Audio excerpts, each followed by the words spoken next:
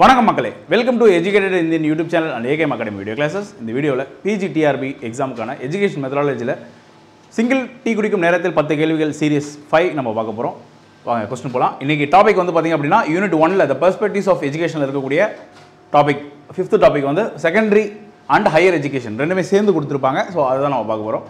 So what is the main difference between the traditional 10+2 system and NEP 2020's 5+3+3+4 structure in terms of educational approach அப்படின்னு கேட்குறாங்க. இப்போது கல்வி அணுகுமுறை அடிப்படையில் பாரம்பரியமாக வரக்கூடிய 10+12 அப்படின்றத விட 5+3+3+4 அப்ரோச்சை வந்து இந்த நியூ எஜுகேஷன் பாலிசி கொண்டு வரதுக்கான காரணங்கள் என்ன அப்படின்னா, என்ன வித்தியாசம் அப்படின்னா, அந்த ஃபோக்கஸஸ் லைக் ஆப்ஷன் பாருங்கள், focus on the age appropriate learning stages and cognitive development. Correct, first ஆப்ஷனே ஃபஸ்ட்டு கரெக்டுங்க.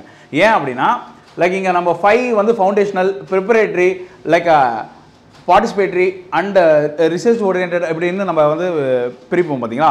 லைக் அந்த ஸ்ட்ரக்சர் வந்து பார்த்திங்க அப்படின்னா நியூ எஜுகேஷன் பாலிசி வந்து கொடுத்துருக்கு. வேற இது வந்து ரிகரஸ், இது வந்து ரொம்ப கண்மூடித்தனமாக 10ஆம் வகுப்பு படிக்கணும், 12ஆம் வகுப்பு படிக்கணும். 12ஆம் வகுப்பில் வந்து நீங்கள் லைக் ஒகேஷனல் குரூப் வேணால் ஒகேஷனல் குரூப்புக்கு போய்க்கலாம் அப்படின்ற மாதிரி தான் இருக்கும். ஆனால் இப்போ அப்படி கிடையாது. ஒரு குழந்தையோடைய மனநிலையை புரிந்து அவங்களுடைய எப்படி வளர்றாங்கன்ற அந்த தன்மையை புரிந்துக்கிட்டு அவர்களுடைய அறிவாற்றல் எப்படி வளருது அப்படின்றத புரிஞ்சுக்கிட்டு நம்ம வந்து கல்வியை ஸ்டேஜில் நம்ம கொண்டு போகிறோம். ஓகேங்களா. அடுத்து ஸோ மற்ற ஆப்ஷன்ஸ் பார்த்துருவோம். Emphasis on the examination based test assessment only, தப்புங்க.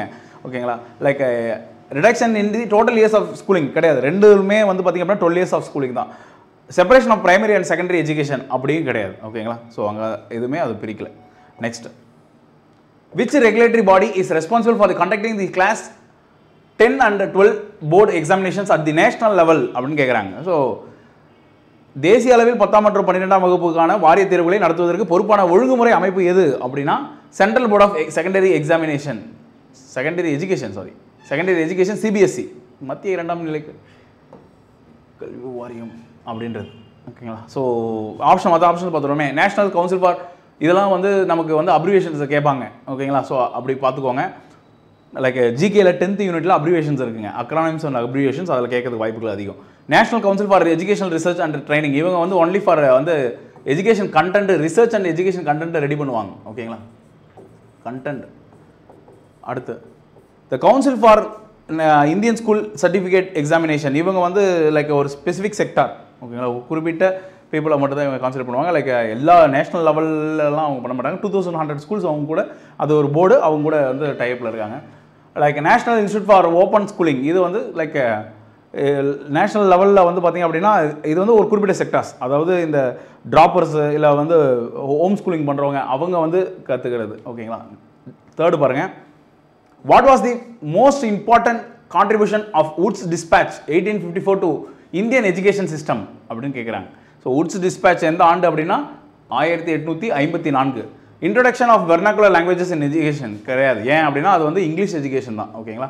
எஸ்டாப்ளிஷன் of the systemic university structure and affiliating system, கண்டிப்பாக இந்தியாவில் முதல் முறையாக ஒரு தொடர்ச்சியான ஒரு முறையான பல்கலைக்கழக அமைப்பை ஆரம்பிக்க அடித்தளம் விட்டது வுட்ஸ் டிஸ்பேட்ச் தான். அதன் அடிப்படையில் தான் நமக்கு எங்கெங்கே ஆரம்பிப்பாங்க அப்படின்னா லைக் பம்பாய், சென்னை, மெட்ராஸ் அண்ட் கல்கட்டா, இந்த 3 இடங்கள்லையும் 1857 யூனிவர்சிட்டிஸ் ஆரம்பிக்கப்படும். அப்படி ஆரம்பிக்கப்பட்டது தான் மெட்ராஸ் யூனிவர்சிட்டி. ஓகேங்களா. நம்ம மெரினா பீச் பக்கத்தில் இருக்குது. Promotion of the technical and vocational education, அவங்க லைக் ஒகேஷனல் எஜுகேஷன் பற்றிலாம் அவங்க எதுவுமே சொல்லலை. Focus on the women's education exclusively like mention பண்ணியிருப்பாங்க, ஆனால் அது வந்து எக்ஸ்க்ளூசிவாலாம் அது வந்து பெருசாக பேசியிருக்க மாட்டாங்க. ஓகேங்களா. ஸோ ஆப்ஷன் லைக் ஏ.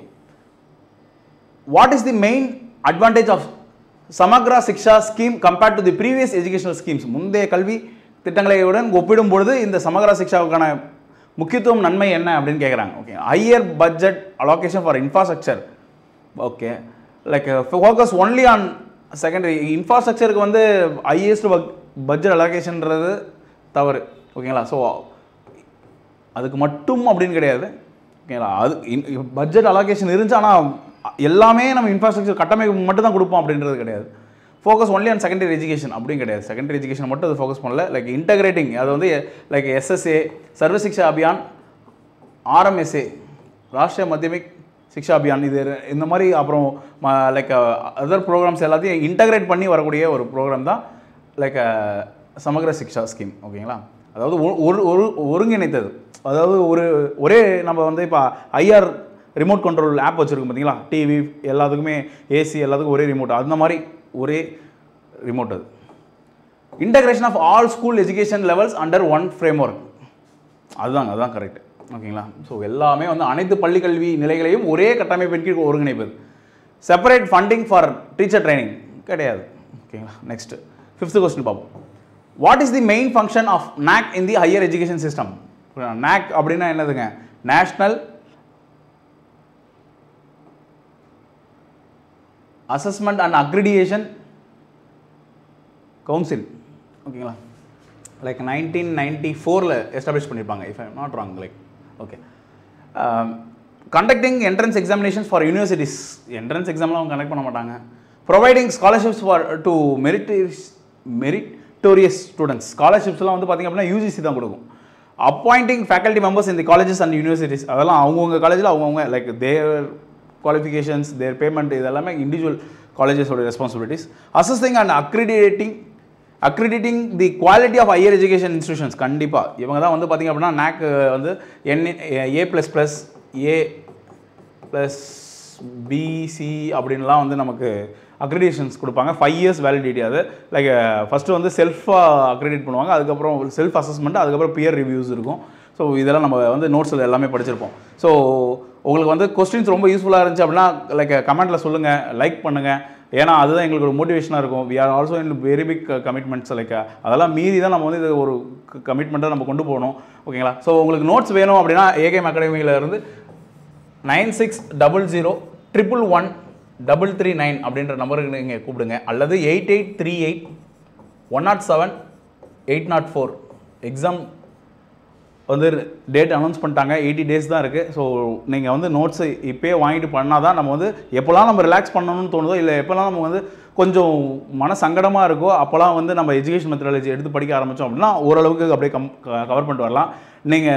நான் வந்து உங்களுக்கு தனியாகவே வந்து நிறைய பேர் வந்து ஃபோன் பண்ணி, சார் நோட்ஸ் சாம்பிள் கொடுக்க முடியுமா அப்படின்னு கேட்குறாங்க. கமெண்ட்ஸில் வந்து புக் ரிவ்யூஸ் போடுங்க சார் அப்படின்னு கண்டிப்பாக வந்து தனியாக ஒரு வீடியோ கூட போடுறேன். இப்போ ஆக்சுவலாக டைம் இல்லை, அதுதான் ஒரே விஷயமா இருக்குது. இதை கூட நாங்கள் எடுக்கிறப்போ வந்து எங்கள் டீம் மெம்பர்ஸ் எல்லாருமே இதை நம்ம டெஸ்ட் சீரிஸாகவே பண்ணிடலாம். டெஸ்ட் சீரிஸுக்கு தனியாக டெஸ்ட் சீரிஸ் பண்ண தான் போகிறோம். அதுக்கு அந்த கொஸ்டின்ஸ்லாம் வச்சுக்கலாம். ஏன் இதை வந்து நீங்கள் வந்து எஃபர்ட் போட்டு இதுக்கு ஒரு 1 hour 2 hours ஸ்பெண்ட் பண்ணுறீங்க, அந்த டைமை வேறு எதுவும் அலோகேட் பண்ணலாமே அப்படின்னு சொல்கிறப்ப கூட இல்லை, it's like an commitment to the community அப்படின்ற மாதிரி நான் சொன்னேன். So like moving to the இது வந்து பார்த்திங்க அப்படின்னா 5D. நெக்ஸ்ட் கொஸ்டின் பார்ப்போமா. What is the main purpose of the migration scheme in Jawahar Navodaya Vidyalayas? So Jawahar Navodaya Vidyalayas வந்து பார்த்திங்க அப்படின்னா தமிழ்நாட்டில் கிடையாது. ஓகேங்களா. தமிழ்நாடு அக்செப்ட் பண்ணிக்கல அதை. லைக் அதோட பர்பஸ் என்ன அப்படின்னா, லைக் ஒரு நல்ல டேலண்டாக இருக்கிற ரூரல் ஸ்டூடெண்ட்ஸை அவங்களே ஹாஸ்டலில் கொண்டு வந்து லைக் சென்ட்ரல் கவர்மெண்ட் ஸ்பான்சர்ஷிப்பில் அந்த ஸ்கூல்ஸில் நடத்துவாங்க. Like to reduce over crowding இந்த ஸ்கூல்ஸ், அப்படிலாம் கிடையாது. அதெல்லாம் ரீசன் கிடையாதுங்க. To promote national integration and cultural exchange, அதுதான் ரொம்ப முக்கியமான இருக்கும். பட் அதுக்கு முன்னாடி ஆப்ஷன்ஸ் பார்ப்போம். ஏன்னா லைக் இப்போது ஒரு பையன் கேரளாவில் இருக்கக்கூடிய பையன் பார்த்திங்க அப்படின்னா நாளைக்கு அசாமில் போய் படிக்கலாம். 11th 12th வந்து அசாமில் போய் படிக்கலாம். லைக் அந்த ஆப்பர்ச்சுனிட்டிஸ்லாம் இது கிரியேட் பண்ணுவோம். அப்போது அசாமில் படிக்கிறாங்க அப்படின்னா அங்கே இருக்கக்கூடிய கல்ச்சர், ஓகேங்களா, அங்கே இருக்கக்கூடிய ஃபுட்டு எல்லாமே பார்க்குறப்போ அவங்களுடைய அந்த பிம்பங்கள்லாம் உடையும்.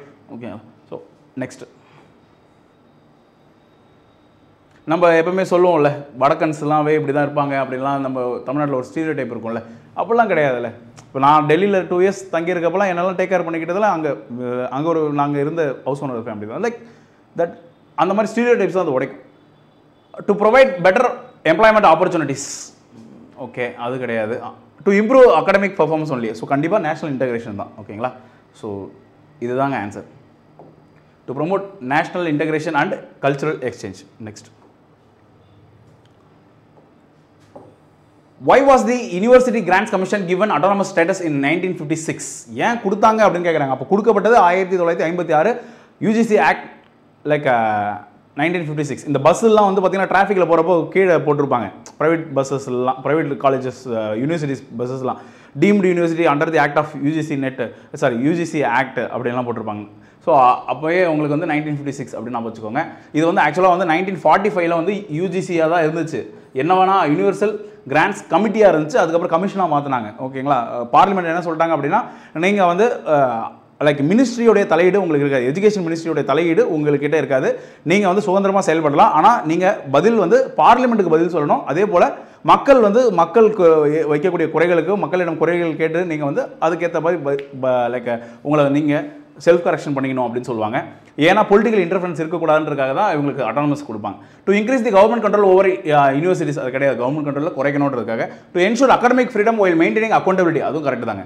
ஓகேங்களா? ஸோ அடுத்து பார்த்துருவோம். To reduce funding for higher education, ஃபண்டிங்லாம் குறைக்கல மாட்டாங்க, இன்க்ரீஸ் பண்ணுவாங்க. To centralise all educational like decisions, இன்னும் டீசென்ட்ரலைஸ் தான் பண்ணுவாங்க, சென்ட்ரலைஸ் பண்ண மாட்டாங்க. ஓகேங்களா? அதாவது மையப்படுத்த மாட்டாங்க, பரவலாக்குவாங்க. அப்போ ஆன்சர் வந்து பார்த்திங்க அப்படின்னா பொறுப்புணர்வை பராமரிக்கும் அதே நேரத்தில் கல்வி சுதந்திரத்தை உறுதிப்படுத்துவது. ஓகேங்களா? Next, moving to the 8th question. Which policy approach best addresses the challenges of providing both quality and access in higher education அப்படின்னு கேட்குறேன். லைக் பெஸ்ட் அட்ரஸ், இந்த பிரச்சனையை வந்து எது வந்து ரொம்ப சூப்பராக அட்ரஸ் பண்ணோம் அப்படின்னா, இப்போ நேஷனல் எஜுகேஷன் பாலிசி 2020 வந்து பார்த்திங்க அப்படின்னா நமக்கு என்ன இருக்குது, multiple entry exit options with flexible learning pathways. இப்போ ஒரு பையன் காலேஜில் ஜாயின் பண்ணிட்டு ஃபஸ்ட் இயரோட வெளியே வராங்க அப்படின்னா அவங்களுக்கு சர்டிஃபிகேட் கொடுப்பாங்க.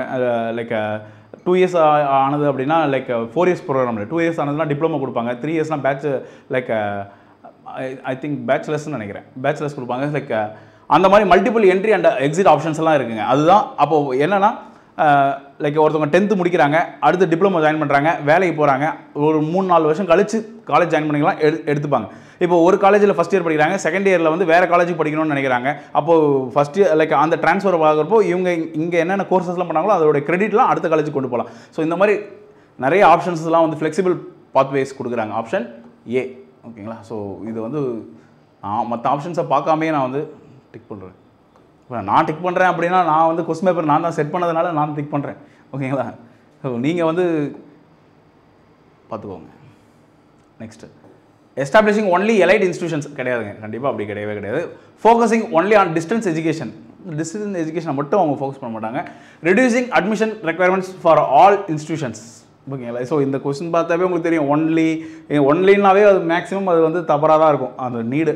ஓகேங்களா? ஸோ ரெடியூசிங்ன்றப்போ அது லாஜிக்காகவே அது தப்பு. ஓகே, அதனால அப்படி இருக்கும். Next, what is the main advantages of autonomous colleges over the traditional affiliating university system? ஓகேங்களா? லைக் அட்டானமஸ் காலேஜஸ் கொடுக்குறதுனால என்ன இருக்கும் அப்படின்னா அவங்களுக்கு தன்னாட்சி அதிகாரம் கிடைக்கும். அப்போது அவங்களுடைய கரிக்குலம் அவங்க டிசைன் பண்ணிக்கலாம். லைக் அவங்க என்ன டீச்சிங் மெத்தட்ஸ் யூஸ் பண்ணலாம். லைக் எவாலுவேஷன்ஸ் அவங்க எக்ஸாமினேஷன் பேட்டர்னை அவங்களே வச்சுக்கலாம். இருந்த போதிலும் அவங்க வந்து பார்த்திங்க அப்படின்னா like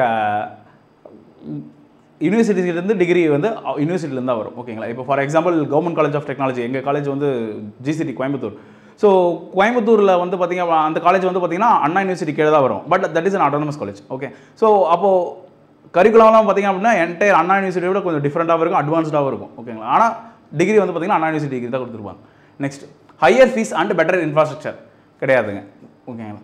like complete independence from university regulations, கண்டிப்பாக அதுதான். ஓகேங்களா? Option B.